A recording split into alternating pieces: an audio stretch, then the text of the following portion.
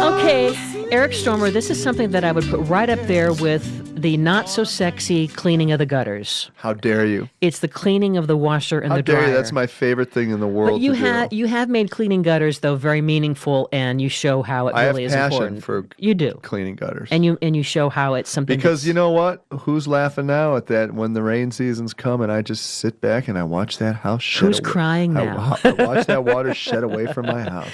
So, personal story. Yeah. We have a nice washer and dryer in our laundry room. Yeah. And it's been a couple of years since we have cleaned, every day I clean out the lint in that front part where you open up the dryer and the lint, and every load you clean it out, a little fluffy little sweatshirt in the making. But I have yet to get behind the dryer, and here's why. So we have these two a washer and a dryer, and they are set in this nice little setting where on top of the washer and dryer is probably about 250 pounds of stone that is set on a piece of wood. So now we have a nice little folding counter. Right. But how are we going to get the 250 pound slab away? And I'm like, well, I can help you, Bill. He's like, no. How are we going to get? Yeah. We can't get that out before then we can bring out the dryer. Right. I'm in a pickle. What am I going to do? Oh no. What do we do? We're going to have to get some guys. I guess a truckload of guys to help. So it wasn't a great design, I'm not thinking. Well, I can't get in there. Yeah, it's tough, man, because it's that little nook, right? It's a little nook. Here's what you're going to have to do. You're going to have to pull at least one of them out of the room. Yeah, but you have to be able to get it back in because the cord only goes. Yes. So we're talking. So explain what's in the back of a dryer because we're talking about cleaning your washer and dryer. Let's start with the dryer. What is behind a dryer? So what's behind the dryer generally is just a vent that's going to come out from the lower third of the unit, and that's going to have to right angle somehow and then go out and attach to the exterior wall so that it can be vented into the outside area. Now, if it comes undone, which it often does. If there's any movement, somebody moves the machine, or sometimes even the washing machine vibrates enough and makes the dryer move slightly, and it'll pull that hose off, and then you're just venting lint into the back of the room, and then it gets really kind of funky. And not only that, but that stuff is fire. It's a fire hazard. I know. If it builds up in the vent and you don't police that, it can catch fire. And I'm nervous because it's been in there for 2 years, and we have to get that big slab out of there to get to the dryer to be able to then put the dryer back in. It's this whole big series of steps. So wait, the slab doesn't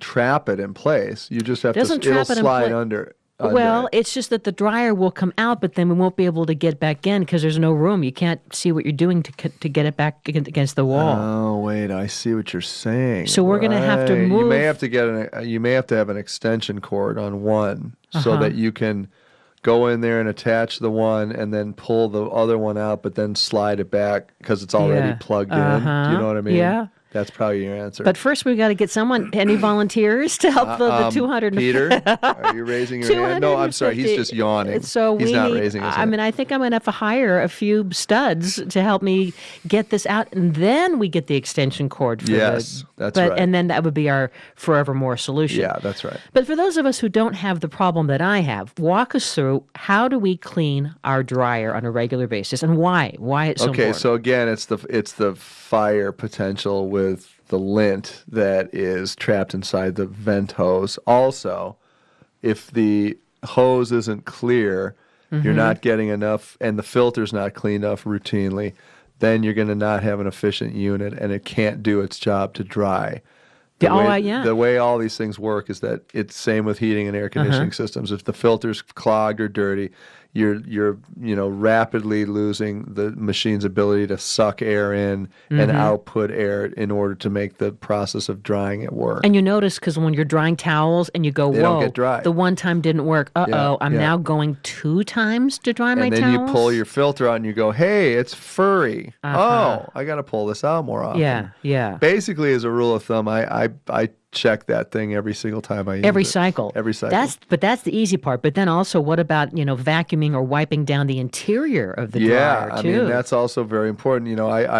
Again, I'll use white vinegar and water and just sponge it in there and clean that out. President of the Vinegar Thank you Association. very much. I'm wearing a blazer that has a vinegar patch. But yeah, that's important because most of the time the dryer is not as bad as the washing machine, but still, you think about it, you really don't ever clean your dryer out, and it can get just lint can collect in there also, just in the compartment that does the drying. So do that. So here's what I would recommend. The first thing you do is take a flashlight or your phone that has a flashlight on it, and look over down behind the machine, which is a scary thing to do because generally, no matter how neat and clean you are, what you're going to find back there is a tremendous amount of lint and dust. It's just a place that collects because it's a machine, and machines always draw in dust and dirt particles. There's also socks that have fallen back there, underwear, whatever. It's always 15 things that you didn't think were going to be there are there. So what you do is you reach from the bottom of the machine. The dryers are relatively lightweight, so you can grab the bottom of the machine and use your legs, not your lower back, and gently pull out toward you. Don't try and pull it from the top. It's designed to grab the bottom underneath and reach and pull that way. Good tip. Then you've got leverage on your side. Pull it out as far as you can before you feel the restriction of the cord.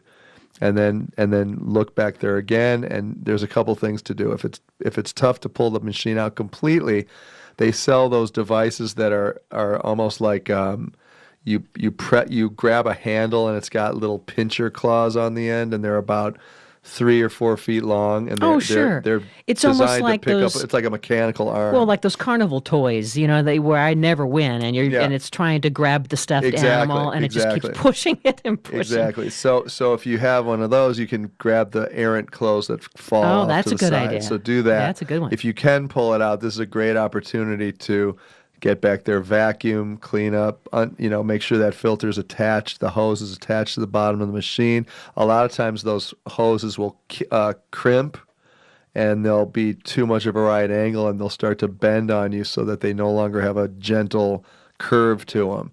And when they bend like that at a right angle, then again, you're preventing the airflow. Sure. So if that's a problem and they've torn or ripped, replace it. They sell replacement vents at any of the big box stores, and usually it's a compression fitting that goes around. What you plug the hose into the back, and then there's a thing that goes around the outside of the hose, and you tighten that with a screwdriver, and that clamps down and holds it into place. Neat. The other thing, look on the outside of the house, because there's usually a vent with barn doors on it, so when the air pushes out, it blows them open, and then when the machine's off, they come back down, and that's to prevent rodents and bugs from crawling back into the vent. So make sure that that's operating and not too full of debris. A lot of times when there's a ton of lint going through that pipe outside, that'll clog those doors and they'll be slightly open, and it's a warm place, and that's a great place for rodents to show up in your home. Great. So make sure that that's always operating correctly. If you can't pull the machine out because it's attached and you don't want to disconnect the gas, then you can literally hop over the machine and go back there as if you're climbing over a wall, right? And just stand behind the machine, even though the machine's still in place, attached by the gas hose. You can still get in there with your body and clean it up, pick up the errant socks and all the different clothes that have fallen behind, and clean it that way. So that's the way to deal with the dryer. And for the washer, they sell, we have to clean the washer as well. They sell these little cubes that you can do its own cycle just with that. Do that maybe every month, but you don't have to even buy those. The good old vinegar thing works as well. Works 2 great. cups. Run a cycle with vinegar. Like white vinegar, not balsamic, Right, exactly. And then with hot water, and then that'll get the mildew and the odors and all that buildup of soap and stuff to keep that in ship shape. Exactly. Anyway, all this is on the website as always, yourhomewizards.com. Thanks so much for hanging with us, and until next time, the key is under the mat. Bye-bye. Light the fire while you place the flowers.